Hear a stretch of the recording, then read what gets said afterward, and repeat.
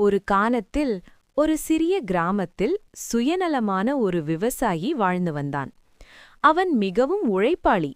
அவன் வயலில் விளைந்த பயிர்கள் எப்போதும் செழிப்பாக இருக்கும். ஆனால் யாருக்கும் உதவாத மனம் அவனிடமிருந்தது. இது என் உழைப்பு, என் பயிர், எனக்கு மட்டும்தான் என்று அவன் நினைத்தான். ஒரு வருடம் கடும் வறட்சி ஏற்பட்டது. மழை இல்லை, கிணறுகள் வறண்டன. கிராம மக்கள் தண்ணீருக்கும் உணவுக்கும் தவித்தனர். அந்த நேரத்தில் விவசாயியின் கிணற்றில் மட்டும் சிறிதளவு தண்ணீர் இருந்தது. கிராம மக்கள் வந்து, "சிறிது தண்ணீர் கொடு, குழந்தைகள் தவிக்கிறார்கள்" என்று கண்ணீருடன் கேட்டார்கள்.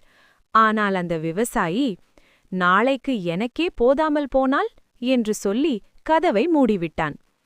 நாட்கள் சென்றன. வறட்சி அதிகரித்தது. ஒரு நாள் அவனுடைய கிணறும் வறண்டது. வயல்களும் காய்ந்தன. உதவி கேட்க அவன் சென்றபோது யாரும் முன்வரவில்லை. அப்போதுதான் அவனுக்கு உண்மை புரிந்தது. சுயநலம் என்னை தனியாக்கிவிட்டதே என்று அவன் உணர்ந்தான். அவன் கிராம மக்களிடம் மன்னிப்பு கேட்டான்.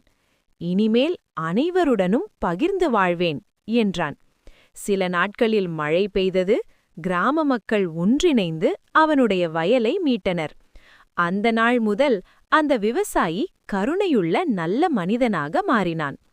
கதைப்பாடம்: சுயநலம் தனிமையைத் தரும், பகிர்வு வாழ்க்கையை வளமாக்கும்.